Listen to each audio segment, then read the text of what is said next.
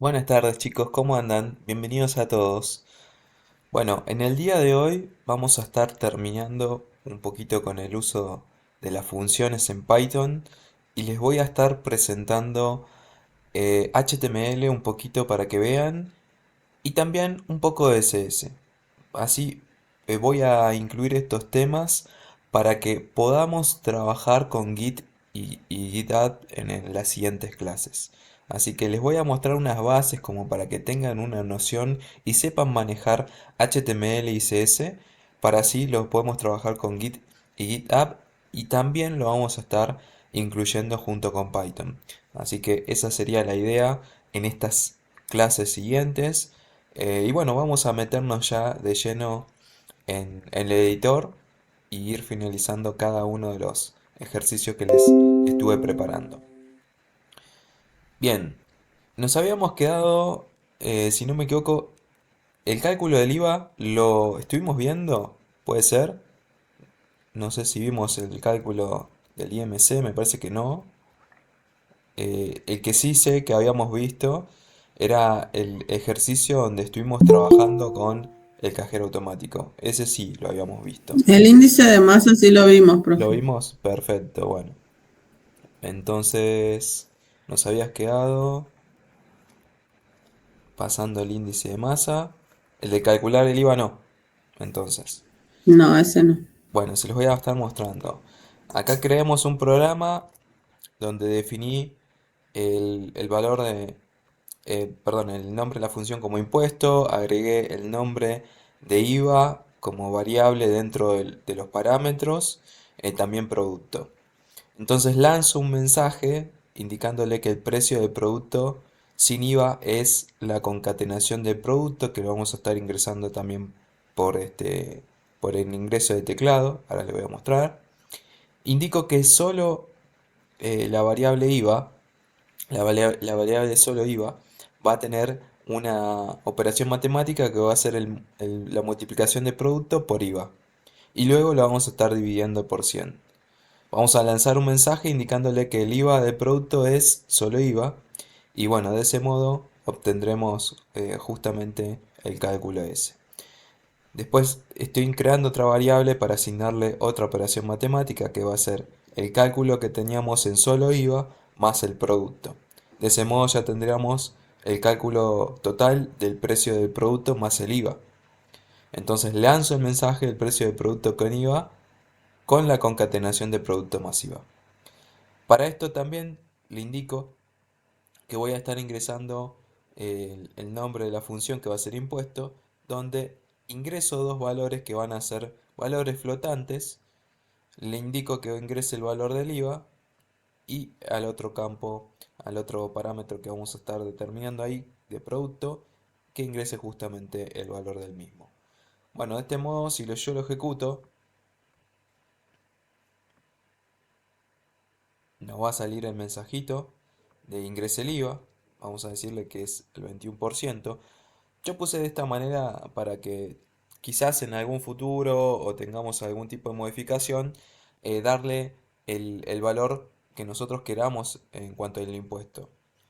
Ingresamos el valor del producto, supongamos que es 1500, le damos un enter y ahí nos sale el mensaje personalizado del IVA del producto es 315, el precio del producto con IVA es 1815. Si la sumatoria entre ambos nos está dando este resultado. Bueno, de este modo también podemos generar esta función que permite calcular el IVA. Había tenido también otra función que había creado, como es el caso de semáforo, de ese nombre la nombré, donde ingreso un parámetro, el parámetro va a ser color, ingreso también el uso de los condicionales, donde le digo si en el caso que color sea igual a 1, vamos a decirle que circule. Y esto lo vamos a hacer gracias a un mensaje que le estoy indicando que cuando ingrese 1 va a estar ingresando el color verde. Si ingresa 2 ingresa el color amarillo. Si ingresa 3 ingresa el color rojo. Entonces, si en el caso que el color que haya ingresado es igual a 1, entonces va a ser el verde. Le decimos que circula. En el caso que sea igual a 2, le decimos que lance el mensaje de precaución ya que es amarillo. Y si tenemos el color número 3, con el valor número 3, le indicamos que se detenga, porque el color que teníamos en ese caso sería el rojo. Y en el caso que ingresemos a algún otro valor distinto como el 0, 4, 5 o cualquier otro, le vamos a lanzar el mensaje valor inválido. Bien, bueno, de esta manera hacemos clic en la ejecución, podremos ver que sale ese mensaje, le indicamos, en este caso que ingrese 1 para que le indique que circule, 2 para precaución y 3 para detenerse. Y si ingreso, por ejemplo, el valor 0, ahí lo voy a estar ejecutando una vez más, valor inválido. ¿Sí? Si en el caso que yo lo esté ejecutando una vez más, ingrese un valor superior al 3, como el 4, ahí estamos viendo que también me indica el valor inválido. Bueno, otro ejemplo más para tener en cuenta. Bueno, y acá nos vamos a ir metiendo con funciones con parámetros y el retorno, ¿sí? La palabra reservada return. Que les había mencionado que la palabra return servía, ¿sí? Para retornar un valor. Y les voy a hacer una breve mención acá, que bueno, no es lo mismo print que return, porque muchas veces se suele confundir. Print es una de las funciones incorporadas de Python, y como toda función puede recibir determinados argumentos, ¿sí? Acepta cualquier tipo de cantidad de argumentos y bueno, va a tener también un resultado que va a ser visto en la terminal. En cambio, el return es la palabra reservada que opcionalmente puede estar sucedida de una expresión o una variable. Bien, pero bueno, lo fundamental es que cumplen objetivos distintos. No van a tener el mismo objetivo. Son similares, pero presentan algunas variaciones. Print sirve para mostrar un mensaje en la pantalla de la terminal, ¿no? Donde return, en cambio, va a estar estableciendo el resultado, ¿sí? Obtiene el resultado de algún tipo de operación. Bueno, lo vamos a estar siempre trabajando dentro de una función. Yo a la palabra return no la puedo incluir por fuera de una función, porque no sería correcto, no sería una buena práctica, no sería válido. Bien. Entonces, bueno, ese es el principal objetivo. Y cuando yo regreso ese valor que quiera obtener de alguna función, no quiere decir que me la va a estar mostrando en la terminal, porque para mostrarme en la terminal debo aplicar el uso del print. Solamente lo obtiene, sabemos que está ahí almacenado, pero no lo podemos ver. Esa es la principal diferencia. Y ahora lo vamos a estar trabajando con un pequeño ejercicio bastante simple. Voy a descomentar esto, vamos a ejecutarlo, pero antes de ejecutarlo quiero mostrarles que definí la función multiplicar donde tengo los parámetros con num1 y num2. Bien, le indico que va a tener una variable que se llama mul, donde va a estar almacenando número 1 y número 2. Porque lo vamos a estar multiplicando y vamos a tener ese resultado de la multiplicación. Para eso voy a, voy a realizar lo siguiente. Vamos a regresar, vamos a retornar el valor que va a obtener de mul. Bien, entonces primero llamo a la multiplicación, a la función multiplicar, ingresando los valores de 20 y 2. Entonces ya tengo 20 por 2 sería 40. Pero cuando yo ejecute esto, vamos a ver,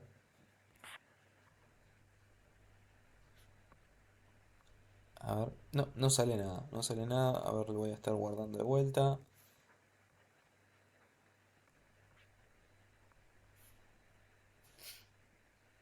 no sale nada.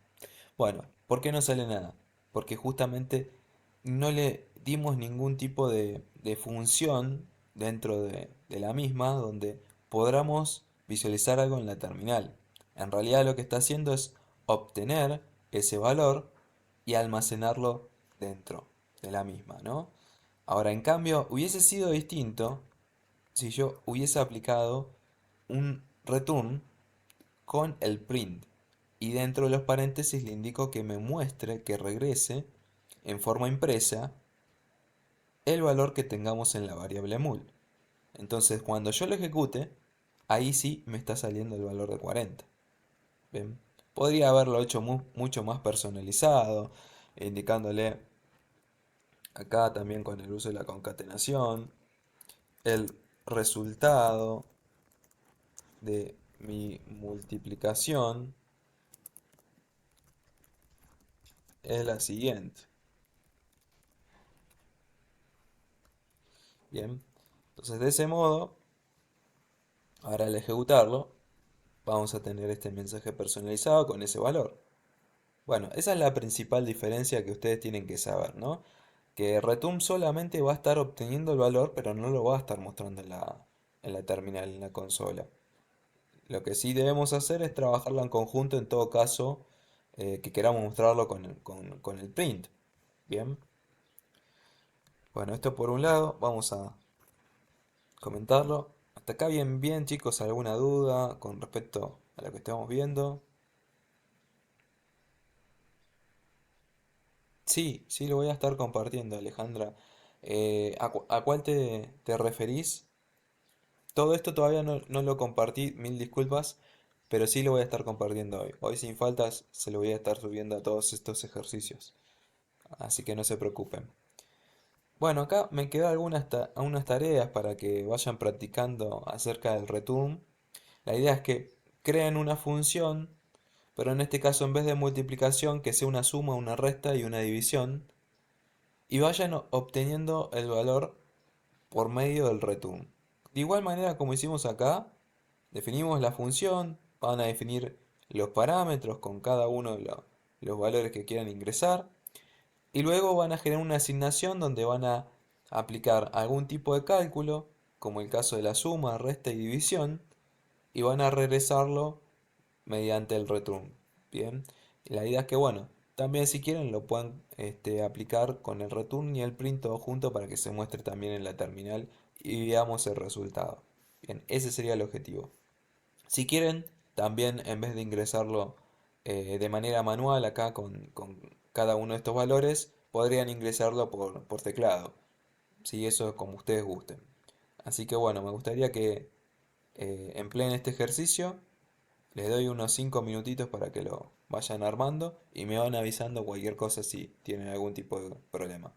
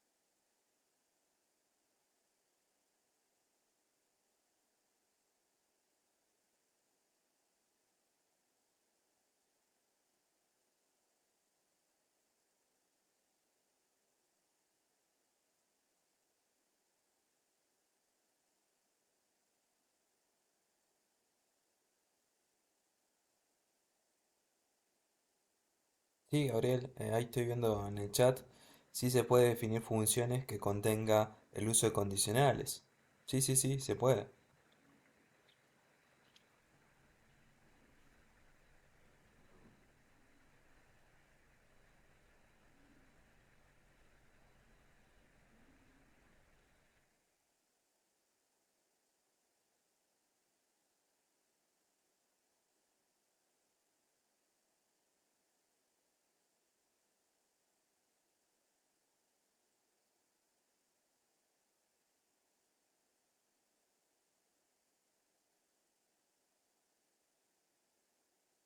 Claro, sí, sí, podés trabajar con el uso de condicionales. Así que bueno, lo podés emplear como vimos algunas funciones donde estábamos trabajando con el uso de condicionales.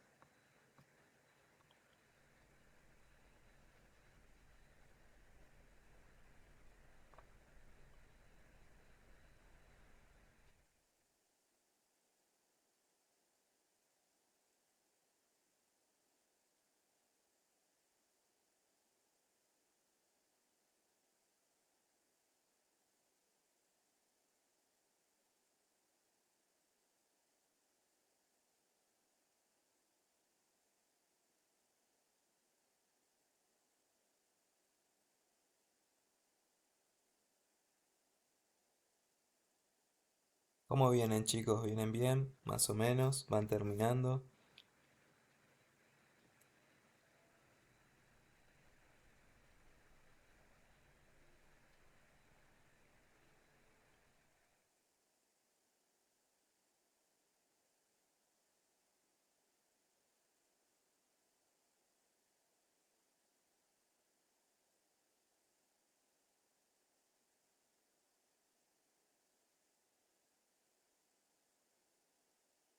Sí, Damiana, lo vamos a estar trabajando más adelante.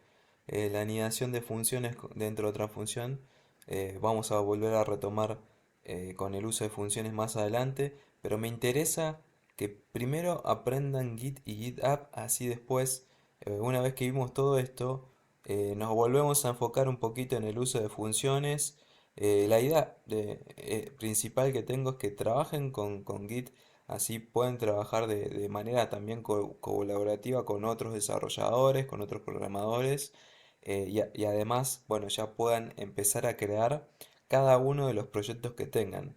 Me interesa más que nada eso, porque de ese modo van a tener ya un portfolio con distintos proyectos en el cual ya pueden tenerlo para presentar a cualquier persona de recursos. Así les va a servir para que, bueno, tengan ese objetivo de poder estar mostrando todo lo que van encarando en cualquier tipo de proyecto, no solamente con Python, sino con cualquier lenguaje.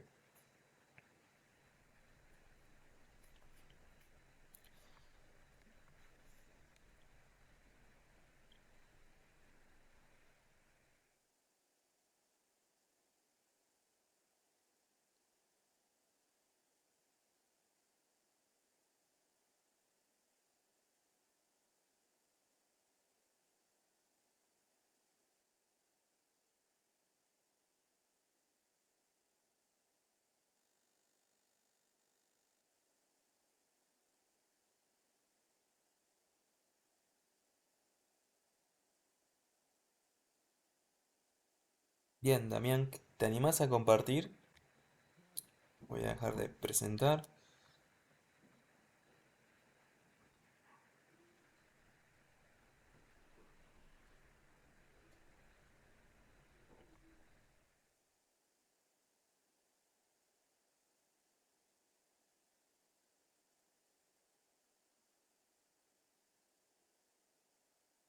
¿Se está viendo ya? Sí, ahora sí, ahora sí, ahora sí.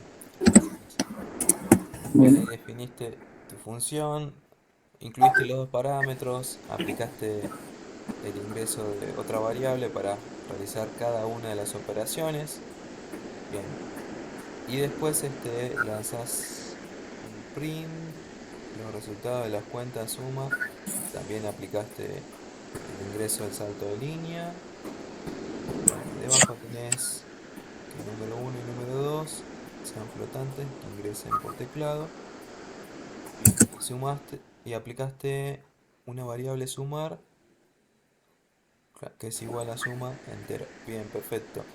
Lo que estás haciendo ahí es almacenamiento de una función en una variable para después incluirla.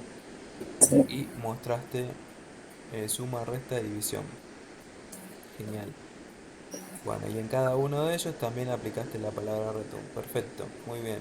¿Querés ejecutarlo? Ahí lo estoy viendo. Sí, justo acá tengo algo ejecutado, pero ahora lo vuelvo a ejecutar. Sí, sí, sí, y me sale este. Perfecto. Bien, buenísimo, genial. Damián, así es como deberíamos emplearlo. La verdad, muy completo y muy buena interacción con Python. Gracias. Bien. Eh, vuelvo a, vuelvo a compartir de vuelta la pantalla y nos vamos a ir metiendo en lo último. Bien. Acá tengo un ejercicio donde estuve aplicando el ingreso del menor y mayor. Entonces definí todo este código, ahí se los voy a estar mostrando comentado. Ahí está. Bien, definí el máximo que va a ser la función donde se va a incluir el parámetro de A y B. Utilizo los condicionales indicándole que X debe ser mayor a Y. Entonces ahí vamos a regresar X. Lanzando el mensaje print X es mayor que Y. También acá incluí como resultante negativa si el return es en todo caso y, que es mayor a x, lanzamos el mensaje ahí y es mayor que x. También debajo definí un mínimo en donde también ingreso los parámetros de a y b y le indico que si x es menor a y, vamos a regresar a x, lanzando print indicándole x es menor que y. De modo contrario, regresamos y lanzando el mensaje de que y es menor que x. Y después debajo estoy agregando la inclusión de un ingreso por teclado que van a ser números enteros, donde le indico que ingrese el número x y el número y, y luego hago llamado a la función máximo con los parámetros de x e y mínimo con los parámetros de x e y. Entonces ahí vamos a ir completando y vamos a determinar cuál número es más grande que otro. Entonces ahí podemos definir también el máximo y el mínimo de cada uno de ellos.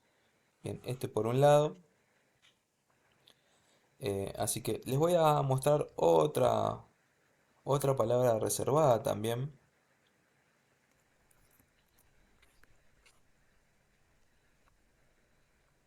Bueno, esta es una tarea que después me gustaría que la hagan. Por ahora la vamos a saltear. La tarea era realizar una función donde podamos determinar cuál es el mayor, pero en este caso de tres números. Eso sería la idea que lo vayan aplicando. Antiguamente ya lo estuvimos trabajando, así que estaría bueno que lo puedan aplicar. Eso se los dejo de tarea. Bueno, acá también tenemos otra tarea más, realizar una función donde permita realizar una calculadora. Estaría bueno que lo vayan aplicando con suma, resta, división y multiplicación.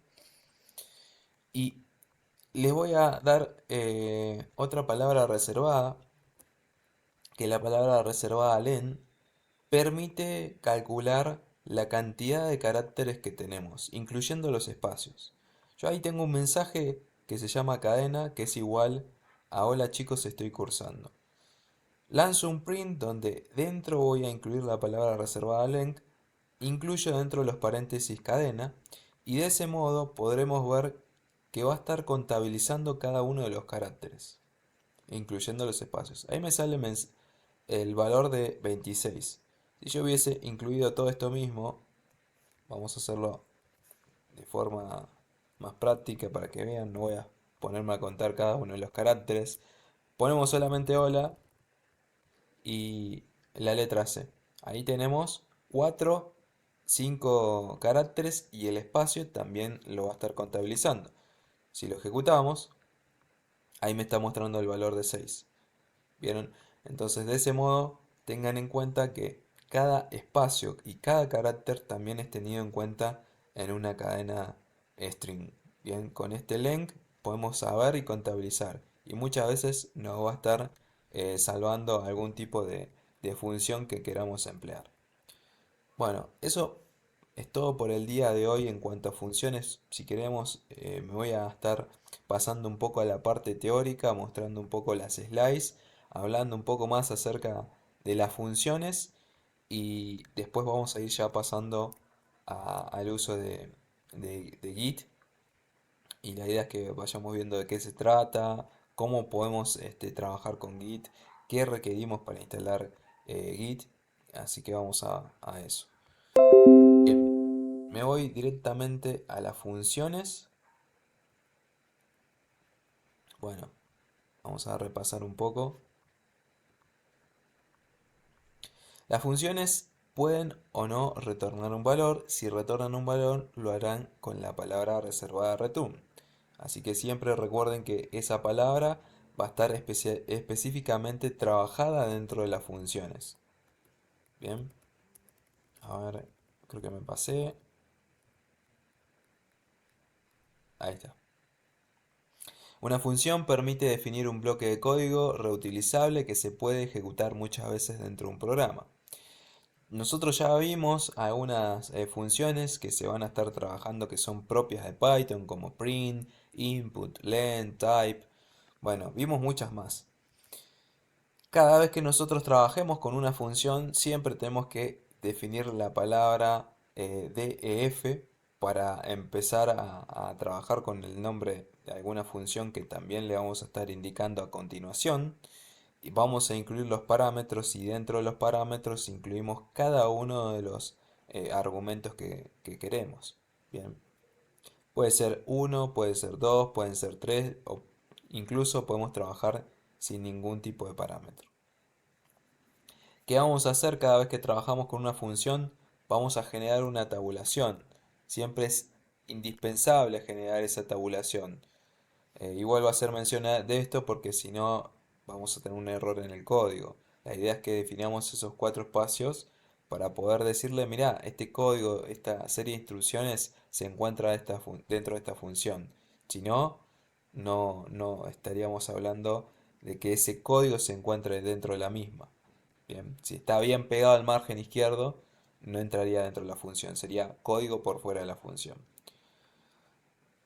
Bien, después dentro de la función podemos hacer uso del return, que ahora lo voy a mostrar de vuelta. Bueno, ese es un ejemplo, como estuvimos trabajando, de una función con una serie de instrucciones dentro.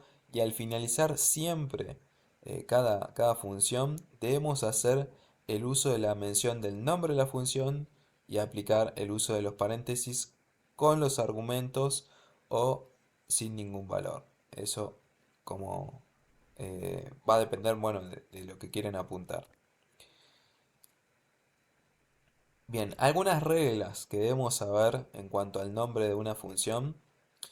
Debe comenzar con una letra, siempre tiene que ser así. Puede contener letras y números, también guiones bajos. No puede llamarse igual a una palabra reservada por el lenguaje. Por ejemplo, yo no le puedo dar el nombre de print, no le puedo dar el nombre de return, ¿no? Porque esas palabras ya son reservadas del propio lenguaje. Sería una mala práctica si yo lo realizo. Tampoco debe contener ningún carácter especial, extraño como es el caso de las señas, quizás algún acento o no sé, cualquier otro tipo de carácter especial que queramos incluir. La idea es que no lo incluyamos. Me ha pasado que antiguamente algunos programadores tenían que incluir, no sé, la palabra año y muchos la escribían con la IO. Y muchos que desconocen el mundo de la programación se estaban riendo porque había escrito mal la palabra año. Y la había escrito en vez de con ñ, con la I. Bueno, justamente Una de las razones era esta cuestión donde no podemos incluir caracteres especiales como ñ. Bien, entonces hago este comentario, ¿no? Como para que vayan entendiendo que en varias ocasiones quizás tengamos que tratar de darle otro nombre. Bien, bueno, recuerden que la palabra return también debemos incluirla dentro de las funciones y nunca por fuera. Siempre se va a estar obteniendo ese valor por más que no se muestre dentro de la terminal. Y para mostrarlo en la terminal ahí podríamos trabajarlo en conjunto con el ingreso de print. Bueno, acá tenemos más ejemplos. Esto todo se lo voy a estar compartiendo después. Bueno, si queremos pasarles datos a una función, necesitamos usar parámetros y argumentos. Parámetro es cuando definimos la función y le damos un nombre a cada parámetro, que luego serán usadas como variables dentro de la función. Y argumento es la información transferida a la función en el momento que se realiza la invocación. Por ejemplo, nosotros vamos a estar dándole algún nombre, como ahí vemos en el caso de A, B, C, D y E, cuando en realidad estamos hablando de que son los parámetros. Pero el argumento sería el valor que tendría, por ejemplo, esas variables. ¿Sí? Entonces, acá podría ser que A contenga el valor de 1, que B contenga el valor de 3, que C contenga el valor de 4, o que quizás tenga algún string, que tenga algún valor booleano. Eso es relativo, ¿no? Podría ser cualquier tipo de dato dependiendo de que le demos nosotros. Pero bueno, esa es la principal diferencia. Muchas veces hablamos de que dentro de los paréntesis tenemos parámetros o argumentos. Es lo mismo, ¿no? Pero podemos estar diferenciándolo de esta manera. El parámetro en sí es el nombre que va a estar almacenando un dato. Y el argumento sería el propio dato que tenemos dentro del parámetro. Bien, esa es la principal diferencia. Bueno, los argumentos cuando los llamamos a una función pueden ser posicionales o nombrados. Los posicionales son argumentos que pueden llamar por su posición en la definición de la función, en este caso el orden que se van agregando, ¿no? Después también tenemos los nombrados, que son argumentos que pueden llamarse justamente por su nombre. Bueno, acá tenemos algunos ejemplos de argumentos posicionales. Ahí tenemos el valor de saludar en esta función donde tenemos Ingrid y estudiante. Eh, Estos son algunos ejemplos posicionales para que vayamos viendo. Y acá tenemos los nombrados. Bien. Bueno, esos son algunos de los ejemplos. Bueno, ahora sí, vamos a ir pasando. Todo esto se los voy a dejar para que lo vayan viendo después. Vamos a meternos a Git, ¿sí? ¿Qué es Git? Git es un sistema controlador de versiones que es totalmente gratuito, es de open source, código abierto, diseñado para manejar pequeños proyectos o grandes proyectos, donde vamos a estar almacenando las diferentes versiones que generemos en base a un proyecto. Muchas veces, quizás les ha pasado con algún archivo, por ejemplo, Word, Excel o PowerPoint, donde yo voy a tener un archivo, supongamos que es un archivo de Word, donde le digo que tenga el nombre de ejemplo 1 punto y la extensión de Word, ¿no? Podría tener después más adelante alguna modificación en la cual yo no quiera perderla.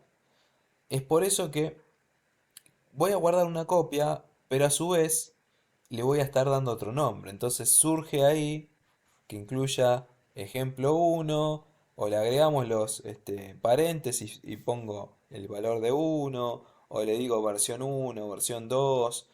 Bueno, eso va a ser relativo dependiendo como lo queramos mencionar.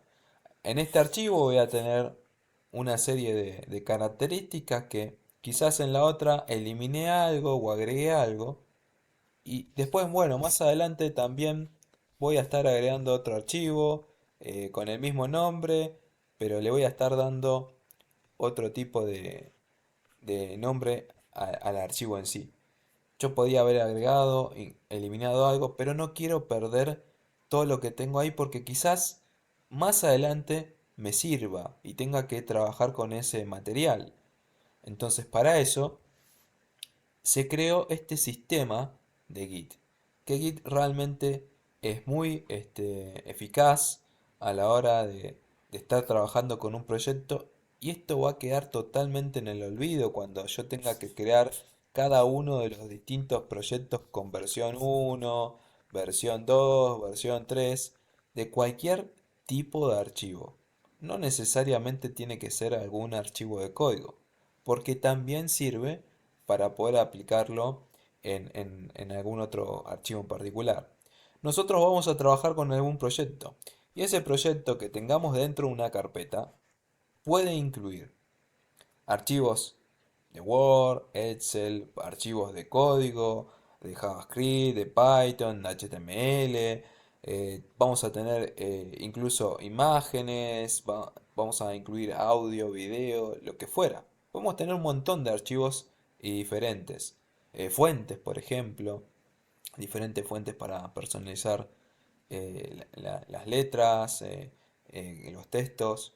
Bueno, esos archivos van a estar almacenados en una carpeta, que esa carpeta va a ser la carpeta raíz, también conocida como root en inglés, donde esa carpeta va a ser la carpeta principal, la de nuestro proyecto. Nosotros le vamos a dar un nombre específico, ¿no?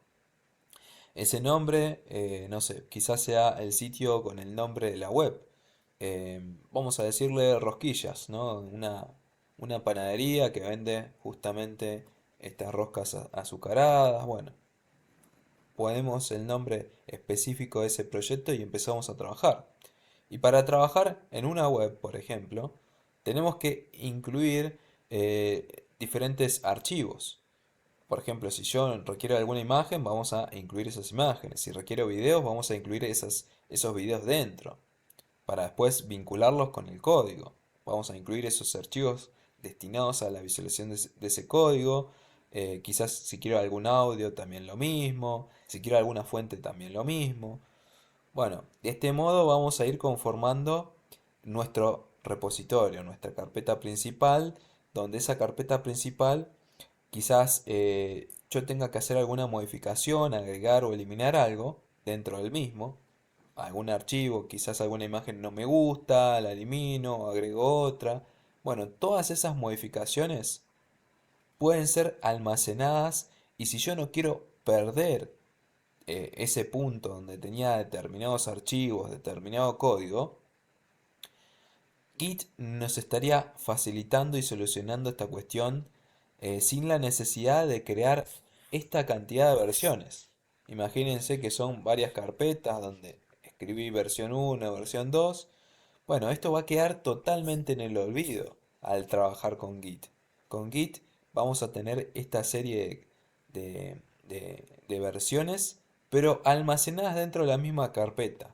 Se va a estar generando un pequeño archivo de forma oculta, que va a ser conocido como .git, y ese archivo va a estar almacenando las versiones que vamos a ir generando por medio de comandos, por medio de la terminal. Vamos a trabajar con el uso de diferentes comandos. Que los comandos son palabras clave que permiten realizar algún tipo de funcionalidad. En este caso, lo vamos a aplicar al uso de Git. Bien, entonces de ese modo ya queda totalmente en el olvido la cantidad de versiones. Cada versión ahora irán viendo que se va a estar almacenando con un identificador en el cual nosotros podemos consultarlo mediante este sistema que tenemos internamente dentro de cada proyecto, y realmente va a ser muy útil, muy eficaz para trabajarse con cualquier tipo de archivo. Bien, bueno, vamos a trabajar en base a una línea del tiempo. Una línea del tiempo donde vamos a ir creando las diferentes versiones. ¿sí? Internamente se va a crear cada una de las diferentes versiones. Perdón, acá 4. Y dentro de cada versión vamos a tener una serie de archivos. Acá, por ejemplo, tengo los archivos de HTML, de CSS, archivos de JavaScript, de imágenes como JPG. Esto tenía dentro de la primera versión, ¿no? Pero después en la siguiente versión podría incluir más archivos. Por ejemplo, una carpeta dentro, podría tener otro archivo de CSS, otro archivo de imagen. Y ahí van presentando variaciones. Entonces, para no perder todo esto, se van creando esas versiones. E incluso podría haber dicho, mirá, eliminame este archivo de HTML o eliminame este archivo de CS y me queda todo el resto. Y partiendo desde ahí, voy a estar generando una versión para que se almacene y me lo conserve, siempre y cuando yo quiera generar ese punto.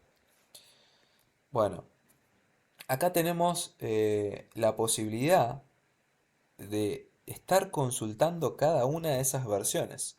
Como les dije, se va a estar generando una línea del tiempo donde vamos a tener las diferentes versiones que vamos a crear y entre esas versiones, como vemos acá en este recuadro, podremos ver que podemos interactuar desde la última versión que tenemos en el presente para ir consultando las diferentes versiones que teníamos antiguamente. Yo puedo consultar el código, puedo consultar los archivos. Bueno, cómo teníamos el proyecto en ese momento. Bien. Git se va a estar basando en un sistema de tres estados. Tres estados que van a estar ejecutados por tres comandos elementales. Y eso es lo principal que deben empezar a conocer. Bueno, cada estado va a estar conformado por el Working Directory, que es una etapa donde se van a estar preparando algunos archivos que ingresan o algún tipo de modificación. Ahí es donde nos vamos a encontrar en el Working Directory. El segundo de los estados es el estado intermedio del staging area, donde nosotros ahí supongamos que tenemos un archivo de HTML o IMG, el que ustedes quieran, y lo vamos a estar pasando a un estado intermedio. Para decirle que este archivo en especial lo incluyamos en la creación de la versión que vamos a estar generando en el repositorio. Bien, entonces yo voy a tener una etapa de preparación, voy a tener una etapa donde se insertó o se modificó algún archivo dentro del mismo proyecto que yo venía siguiendo. En la etapa de modificación, perdón, en la etapa intermedia de preparación, vamos a decirle qué archivos deseamos pasar. Como les dije, tenemos archivos de HTML, de Python, tenemos archivos de JPG, tenemos archivos de CS. Bueno, cada uno de estos archivos que yo tengo en el proyecto, si se realizaron alguna modificación, automáticamente se van a incluir en el Working Directory. Y si incluyo quizás algún otro archivo, por ejemplo de CS o cualquier otro, también se va a estar incluyendo en el Working Directory. Porque se incluyen todas las modificaciones o todos los archivos nuevos. Y desde ahí yo voy seleccionando qué archivos quiero enviar a la creación de un nuevo repositorio, una nueva versión. Bueno, voy seleccionando. Este lo quiero pasar, entonces lo paso ahí. Este también, lo paso ahí. Este también, este. Quizás este no lo quiero pasar. Bueno, ya tengo todos esos archivos que fui seleccionando, quizás todos estos, y los envío a la creación de esa versión. Es por eso que existe esa etapa intermedia. Bien. Bueno, los principales comandos que vamos a estar trabajando con el Working Directory, ahora se los voy a estar mencionando, va a ser primero git init. Git init es un comando que permite inicializar nuestro repositorio. Desde ahí ya podemos empezar a trabajar. nosotros lo vamos a iniciar una sola vez y luego, después ya no hace falta más inicializarlo porque ya se crea una carpeta con el git init, que era la de punto git, donde almacena todo ese sistema con las diferentes versiones que tenemos dentro. Bueno, después vamos a estar agregando el comando git add para pasarse justamente del working directory al staging area.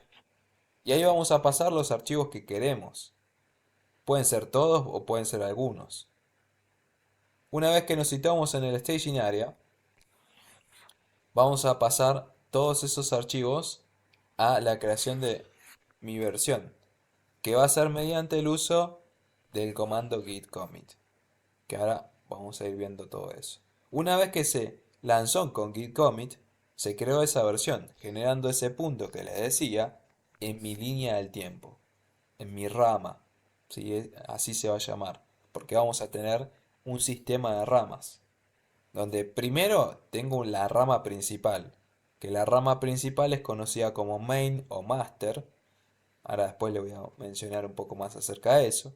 Pero también podemos trabajar con otras ramas paralelas, donde una rama podría tener mi nombre en particular, podría ser que se incluya solamente un desarrollador para trabajar ese código, ese código del proyecto. Quizás imagínense que yo tengo un sitio web donde se va a estar agregando un banner, vamos a tener una sesión de galería con productos, vamos a tener un formulario de contacto. Bueno, imaginemos que yo me dedico solamente a armar la galería y desde ahí incluyo esa galería. Pero también puedo tener otra persona que se encargue de realizar el banner. Vamos a decirle persona X. Entonces desde ahí cada uno puede trabajar de forma colaborativa en ramas distintas en base al mismo proyecto. Y después una vez que yo tenga todo ese código ya trabajado por fuera de la rama principal, lo vamos a estar fusionando en la rama principal. ¿Por qué hacen esto? Porque quizás ese proyecto ya se encuentra activo. Muchas veces habrán mencionado el tema de la etapa de producción. Cuando se encuentra en producción, comúnmente está haciendo mención de que está trabajando de forma activa. Vamos al caso de las webs. La web va a estar online, donde si yo hago alguna modificación, el sitio puede llegar a caerse. Entonces, si no queda como yo quiero o hay algo que esté fallando, lo trabajo en una rama aparte para luego cuando yo me garantice que funcione correctamente, lo paso a la etapa de producción, a la parte de la rama principal. ¿Se va entendiendo todo esto, chicos? ¿Hay alguna duda hasta acá? No quiero marearlos demasiado. A ver, estoy viendo ahí un poquito el chat.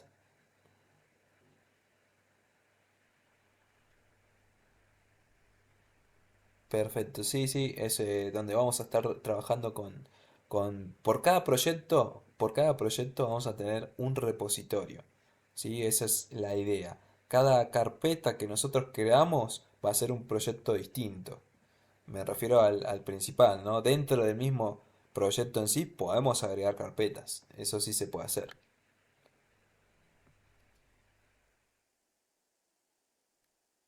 Yo hice una rama en la notebook, puedo usar la misma rama para subirlo por más que esté en la PC. Vos te estás refiriendo ahí de trabajar un proyecto de manera remoto.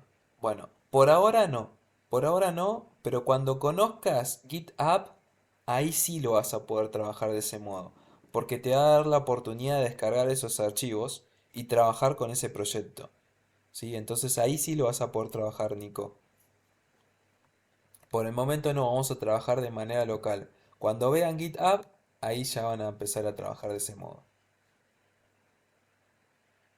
También, sí, permite trabajar no solamente un programador, un desarrollador en base a un proyecto, sino permite la interacción con otros desarrolladores en un mismo proyecto. Entonces está genial, ¿no? El poder trabajar de este modo, cada uno tiene una parte seccionada en donde se va a estar dedicando y otros desarrolladores van a enfocarse en otro tipo de rama en sí. Pero esto, bueno, va a depender mucho de la empresa para que trabajen. Quizás trabajan de forma solitaria en algún proyecto determinada parte y no siempre van a estar trabajando de manera colaborativa. Pero permite sí la interacción, como les mencionaba, de poder incluir más personas a un proyecto. Bien, ahí estoy viendo.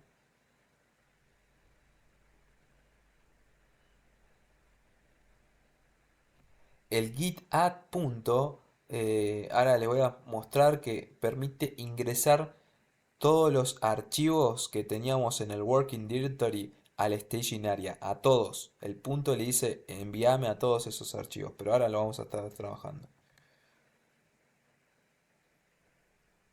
Claro, GitHub es una plataforma en la nube. Y ahora les voy a mencionar porque es el tema que continúa para que sepan diferenciar qué es Git y qué es GitHub.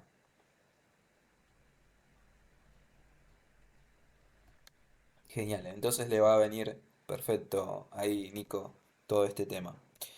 Bueno, voy a la siguiente slide. Justamente acá, Git y GitHub, ¿son lo mismo? Les pregunto a ¿ustedes qué piensan? Eh, Ahí vamos a tener la respuesta en la siguiente slide. ¿Creen que es lo mismo? Bueno, en realidad la respuesta es que no, chicos. Porque Git es un sistema de controlador de versiones que se va a estar aplicando dentro de nuestra PC de manera local. Vamos a almacenar una carpetita que se genera con el punto .git y desde ahí se va a estar almacenando todo tipo de información como la creación de las versiones, las modificaciones de diferentes archivos, todo se almacena de manera local. Y luego, cuando veamos GitHub, vamos a trabajar con una plataforma en la nube donde permite subir ese mismo repositorio local que teníamos a esa plataforma, donde desde ahí vamos a tener un sinfín de posibilidades para poder editar código, para poder subir algún tipo de archivo, podemos quizás modificarlo, trabajar con otros desarrolladores, ver proyectos, porque GitHub permite también ver distintos proyectos de diferentes desarrolladores, es como una red social aparte. Tenemos también un enlace que nos permite compartir todo ese tipo de información, todo ese repositorio para que lo tenga cualquier persona. Y además permite la visualización del mismo código. Para los que trabajen en la parte de desarrollo web, pueden visualizar. Si yo tengo una página web, todo eso se va a estar mostrando en otro enlace que permite crear. Así que va a ser conocido como GitHub Page. Así que está genial, la verdad es buenísimo y es totalmente gratuito. Y tenemos una gran cantidad de repositorios que podemos crear. Porque no solamente va a ser un proyecto el que podemos estar subiendo. Y la idea es que tampoco ese proyecto sí o sí tiene que estar terminado. Podría ser una porción de código en la cual tengamos una determinada funcionalidad y esté todo ok, como hicimos con varios ejercicios. Quizás con Python podrían trabajarlo e ir subiendo los diferentes proyectos o tareas que estuvimos empleando en el curso de Codo a Codo y les va a servir como para ir teniendo ese portfolio para compartirlo con las demás personas. Así que esa sería la idea. Bueno, empezamos, chicos, lo vamos a estar instalando a Git. Git se va a estar instalando en el sitio oficial donde van a tener que descargar. Ahí les voy a compartir el enlace.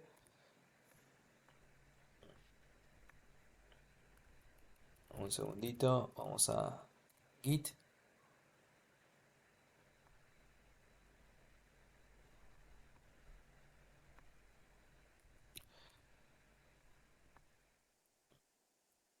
Bueno, ahí les comparto el enlace.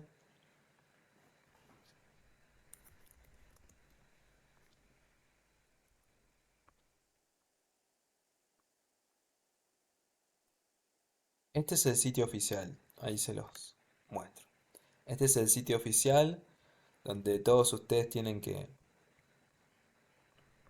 ingresar. Ahí les compartí el enlace. Una vez que ingresen a este sitio, ustedes se van a estar situando en donde está el monitor, en esta parte. En esta parte ustedes van a hacer clic ahí donde dice Download y automáticamente también le va a estar mostrando el sistema operativo que tienen, ya sea Windows, Linux o Mac. Le va a estar leyendo, le reconoce ese sistema. En todo caso, si no le reconoce, también tenemos la oportunidad de buscar debajo, donde tenemos para Mac. También podemos ir a la parte de Download, donde ahí podremos ver para los clientes que tienen Linux, Mac y Windows, haciendo clic en las mismas. Así que bueno, van a hacer clic, lo van a estar descargando y ahí les muestro un video con cada uno de los pasos que tienen que tener en cuenta.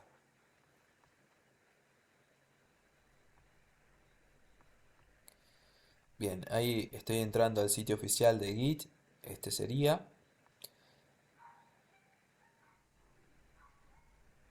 Desde ahí, bueno, van a hacer clic como les mencioné en el monitor que va a aparecer. Hacen clic. Va a descargar el archivo, que va a ser un archivo comprimido. Un ejecutable. No demora mucho. Tiene el peso de más o menos 50 megabytes. Para lo que es Windows en la versión 64. Atentos con eso, chicos, Si tienen versión 32 bits, ahí van a seleccionar la de 32 bits. Si tienen 64, descargan la 64. Lo van a estar ejecutando una vez que se descargó. Si les pide permiso, le van a dar que sí, por eso se puso la pantalla en negro. Van a darle clic en siguiente, en Next. Van a hacer clic nuevamente en Next para decirle dónde se almacena. Acá en esta parte van a tildar la opción on the desktop para que se agregue un icono si quieren en el escritorio. Si no, directamente le dan Next. En esta parte le van a dar clic nuevamente en Next. Y acá en esta parte voy a hacer un parate. ¿Sí? Voy a mostrarles que bueno, les va a salir la opción de elegir el editor predeterminado. ¿Qué quiero decir con esto? Ustedes pueden trabajar Git con cualquier este, editor. Al igual que ustedes pueden también trabajar con cualquier programa, cualquier navegador o explorador eh, con el cual pueden ingresar a Google. Yo puedo ingresar de Google Chrome, puedo ingresar de Firefox, de Opera, de Safari, de cualquier navegador, porque permite justamente ingresar, pero vamos a tener siempre un navegador que va a ser predeterminado. Y ese navegador predeterminado, nosotros lo vamos a estar seleccionando para que siempre que tengamos algún archivo con el cual desee entrar a internet o leer mediante ese navegador, vamos a tener ese seleccionado. Acá en este caso va a pasar exactamente lo mismo. Yo voy a tener algún editor preferido en el cual lo voy a estar seleccionando. Yo les recomiendo que seleccionen Visual Studio Code. Pero hay dos opciones. La primera, Visual Studio Code as Git Default Editor. Y la segunda que dice Use Visual Studio Code Insiders at Git Default Editor. Bueno, yo les recomiendo la primera. Seleccionen la primera opción de Visual Studio Code para así lo van a tener incluso integrado desde la propia terminal de Visual Studio Code. Entonces podemos trabajarlo como hacíamos recién con Python, donde puedo trabajar dentro de la misma terminal. Si no, voy a tener que trabajar de forma externa. Así que tengan en cuenta esto para bueno, después empezar a trabajar con Git. Vamos a la siguiente.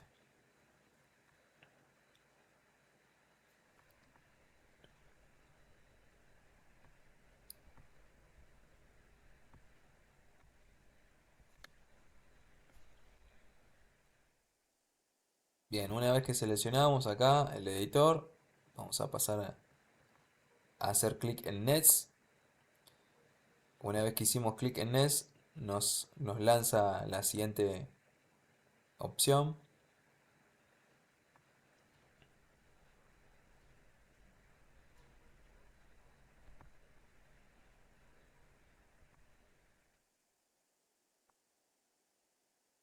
Bien, acá en esta parte también les voy a estar mencionando que pueden seleccionar, pueden darle directamente Next, pero al darle Next se genera una rama en la cual se va a conocer como master. Y si yo selecciono la segunda opción de override, de default branch name for new repositories, le está indicando que se va a crear una rama que va a ser la rama principal, donde va a tener un nombre específico. Ese nombre específico puede ser aplicado como main. ¿Sí? Si yo lo cambio, en vez de master va a aparecer main. Pero ¿cuál es la diferencia entre una y otra? Bueno, esto tiene que ver más que nada con un tema racial. En Estados Unidos se suele asimilar mucho estas terminologías a master y slave. No sé si lo han sentido nombrar, por ejemplo, es muy comúnmente conocido en cuanto a los discos, donde teníamos un disco máster, otro disco esclavo, bueno, maestro esclavo. Entonces, esas terminologías son un poco ofensivas y han decidido que cambien el nombre de máster por el nombre de main. ¿Sí? Es justamente por estas cuestiones, más que nada raciales. Entonces, ustedes pueden aplicar clic en Next o directamente seleccionan acá y el nombre que le pongamos acá, que comúnmente va a ser conocido como main, lo dejan así como está, le dan siguiente. Son dos alternativas. Funcionar va a funcionar de la misma manera. Incluso posteriormente, después lo podemos modificar. Bien. Bueno, le van a dar clic después en siguiente, nuevamente ahí no tocan nada, le dan clic en siguiente. Son bastantes pasos, como verán. Bueno, le dan clic en siguiente nuevamente, otra vez le van a dar clic en siguiente nuevamente. En esta parte también hacen lo mismo, le dan clic nuevamente en siguiente. En esta también lo mismo, siguiente. Esta también lo mismo, siguiente. Lo mismo para esta. Y esta también, siguiente.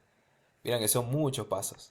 Nos queda esta opción también y ahí hacemos clic ahora sí en install. Y ahí se está instalando todo.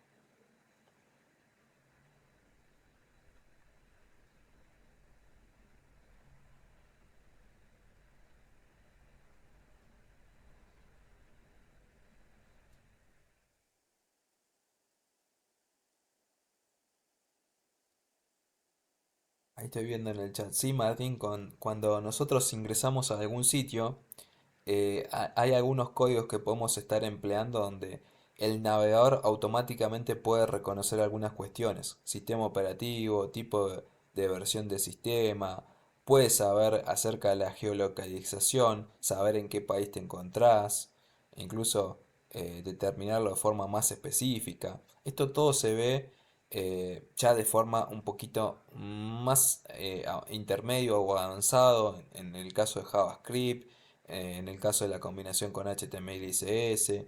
Bueno, eso ya entramos en otras cuestiones. Pero sí se puede obtener bastante información. Esto es de las últimas versiones que han salido. Bien, y al finalizar, una vez que se instaló todo, esto depende mucho de los recursos que tengan. Si tienen recursos quizás un poco limitados, tarda un poco más. Le damos clic en finalizar. Una vez que hicimos clic en finish, va a estar, si está tildado acá donde dice Launch Git Bash, automáticamente me abre la terminal de Bash. Profe, disculpe, ¿en cuál Visual Studio había que instalarlo. En la primera opción cuando vos elegís el primer editor, que te aparece Visual Studio Code como, como preferido, lo vas a estar seleccionando. Tenés las dos opciones, la primera de todas que te sale, esa es la que tenés que seleccionar. Ok, gracias. No, nada. Bueno, y esto sería todo, chicos. Esto sería todo para que vayamos a instalar Git. Obviamente, igualmente esto lo vamos a estar repasando la clase que viene, vamos a empezar a trabajar. La idea era que conozcan, no me quería quedar sin tiempo para que vean la instalación y ya nos quedan algunos minutitos y la clase que viene nos enfocamos a trabajar con Git. Ese sería el objetivo, ¿no? Pero bueno, todo esto igualmente se lo voy a subir, así ya lo tienen el material, el video para empezar a trabajar. Con respecto a la instalación, el que no lo pudo hacer ahora, lo va a tener ahí a su disposición. Y también ya les voy subiendo los códigos al Drive, así ya lo tienen. Bueno, este sistema de ramas de Git lo vamos a ver la clase que viene, pero acá pueden ver que estoy trabajando con la rama master o la rama main y después desde ahí podemos estar generando otras ramas paralelas, que bueno, las ramas se van a estar clonando, partiendo del punto desde que yo las cree. Bien, vamos a hacer una cosa. Vamos a iniciar con lo primero en Git. Vamos a generar un nuevo proyecto, una nueva carpeta. Esa nueva carpeta la vamos a llamar como Git. Bien, desde ahí vamos a abrir ese archivo. Vamos a archivo, a abrir carpeta. Selecciono la carpeta de Git.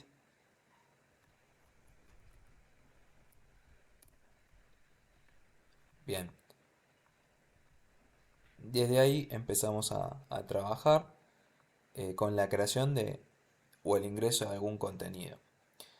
Yo puedo trabajarlo desde cero o también en base a un proyecto ya inicializado. Podemos abrir esa carpeta del proyecto que ya inició, que nunca se trabajó con Git, y empezar a trabajarlo, o puedo trabajarlo desde cero. ¿Sí? Entonces desde ahí les voy a estar mostrando una breve introducción a HTML. Vamos a generar un archivo. Los archivos en HTML pueden ser mencionados. El primero en principal debe ser llamado como index y la extensión va a ser .html.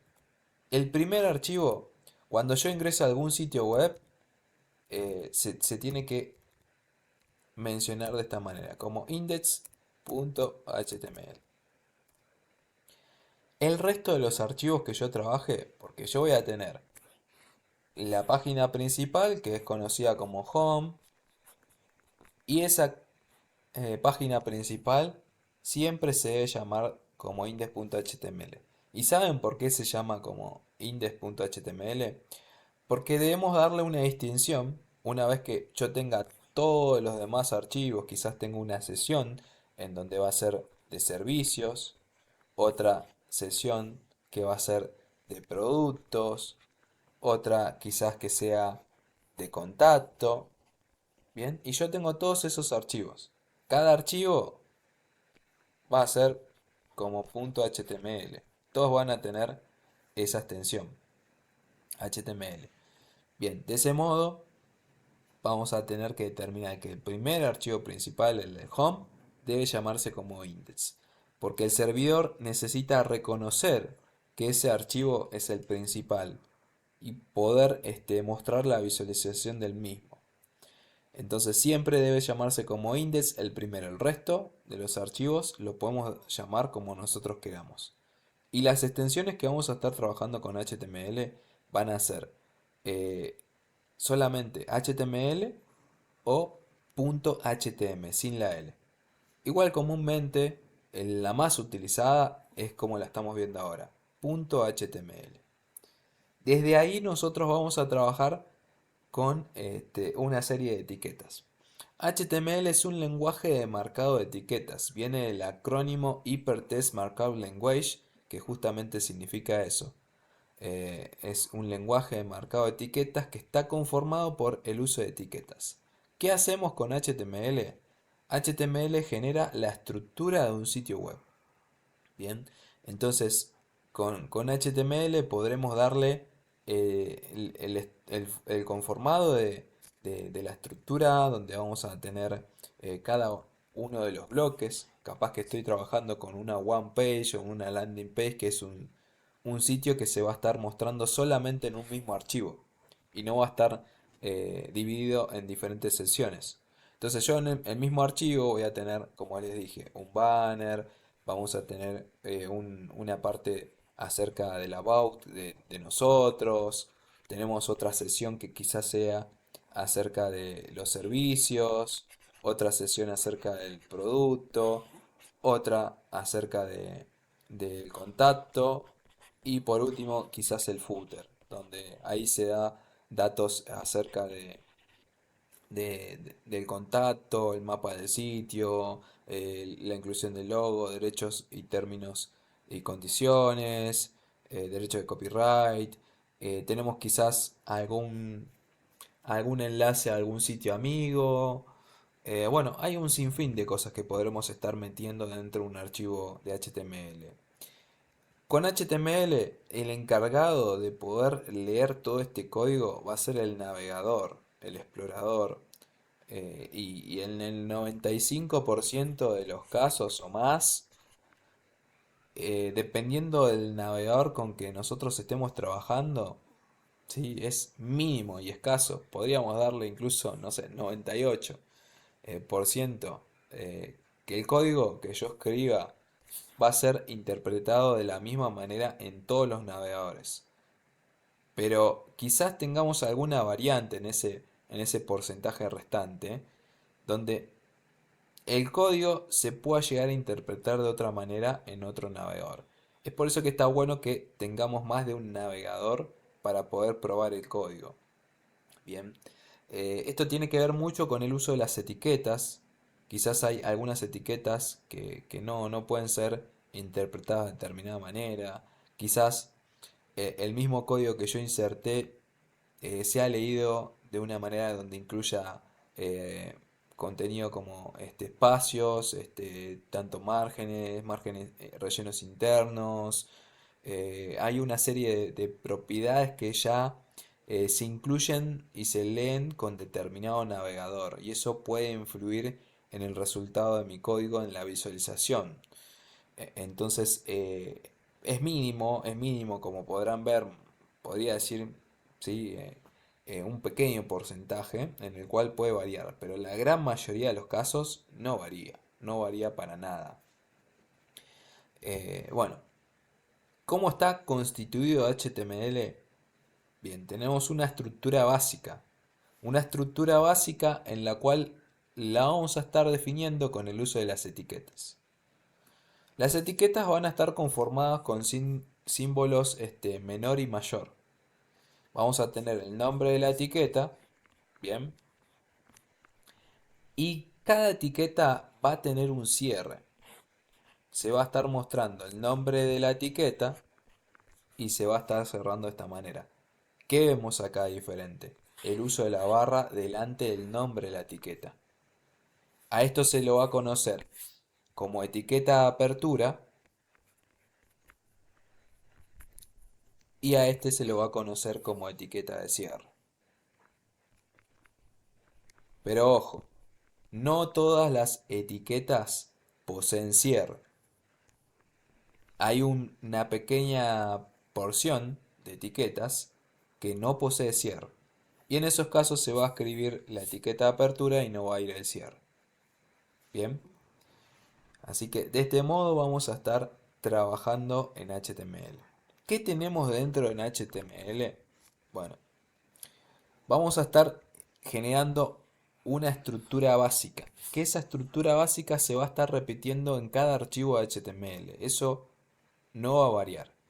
Dentro de esa estructura va a estar constituida por la etiqueta HTML, que va a ser la principal, donde va a contener dos etiquetas principales y fundamentales. Primero, el head, que también tiene su propio cierre.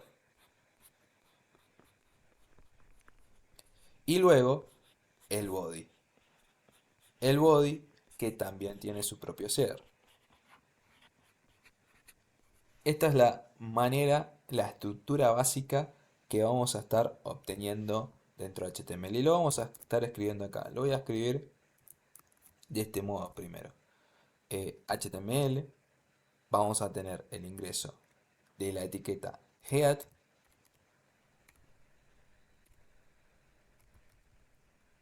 y luego el body. Esta es la estructura básica. ¿Para qué sirve cada etiqueta? Bueno, HTML significa que yo voy a trabajar con código de HTML dentro.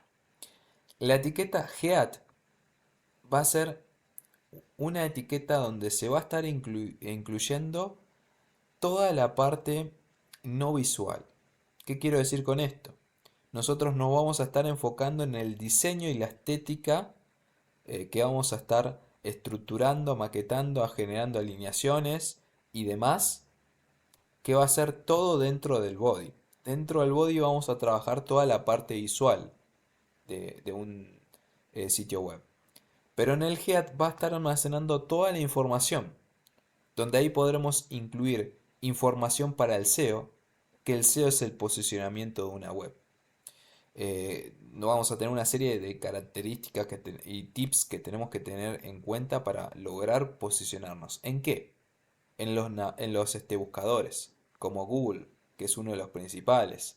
Tenemos Bing, Yahoo, bueno, hay un montón que quizás no sean tan nombrados como Google, ya que Google posee más del 80% de usuarios que se van registrando de alta.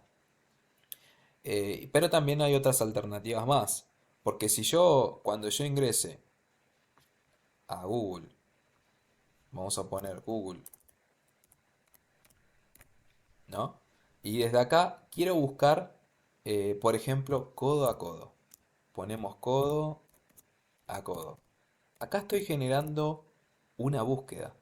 Esa búsqueda, gracias a estas palabras claves que yo estoy insertando dentro de este campo, de este input, eh, va a estar dando como resultado una serie de sitios web donde podremos obtener la información que buscamos. Para poder aparecer en las primeras búsquedas, bien, vamos a tener que tener en cuenta unos tips para poder incluir información, que esa información se va a incluir dentro del head, entre otras de las cuales cuestiones. Vamos a tener también que incluir el uso de títulos, que los títulos van a ser los que veamos en las solapas.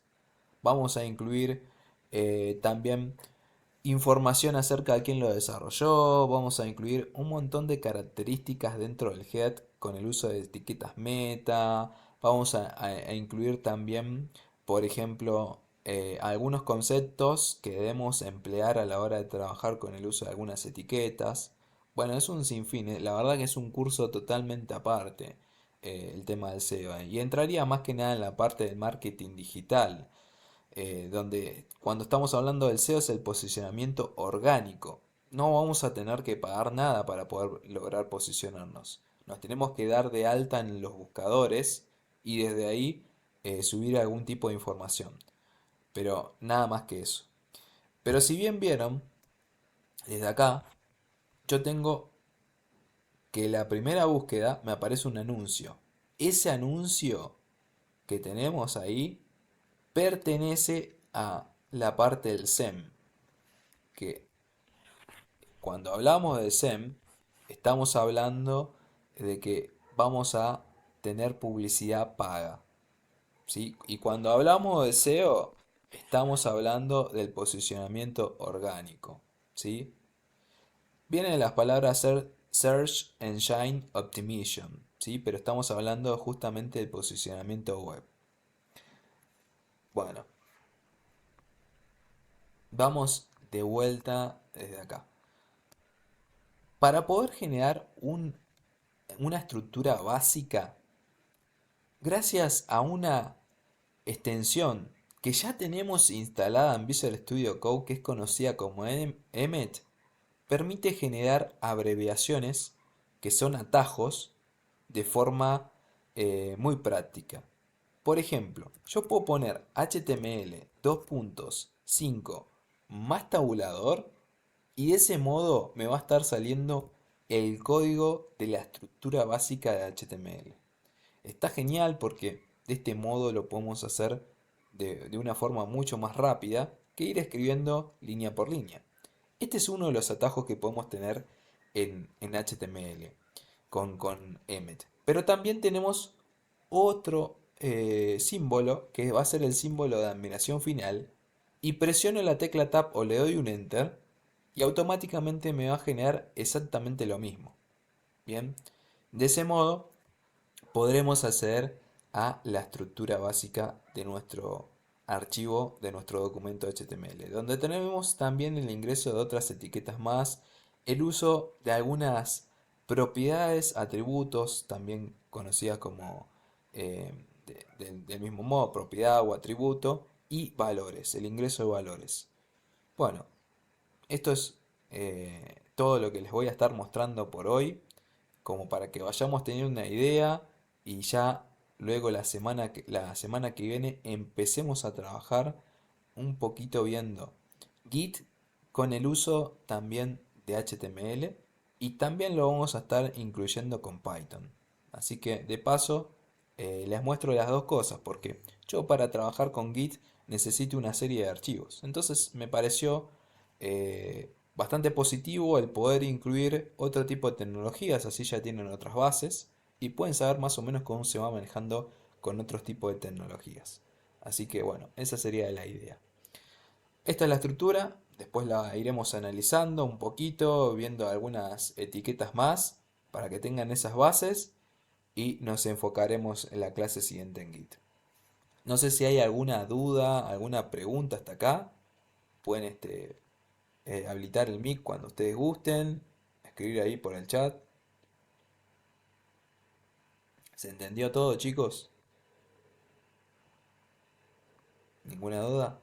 Bueno, entonces nos estaremos viendo ya en la clase siguiente con más material acerca de Git. Bien, que tengan buen fin de semana, chicos. Saludos. Chau, chau.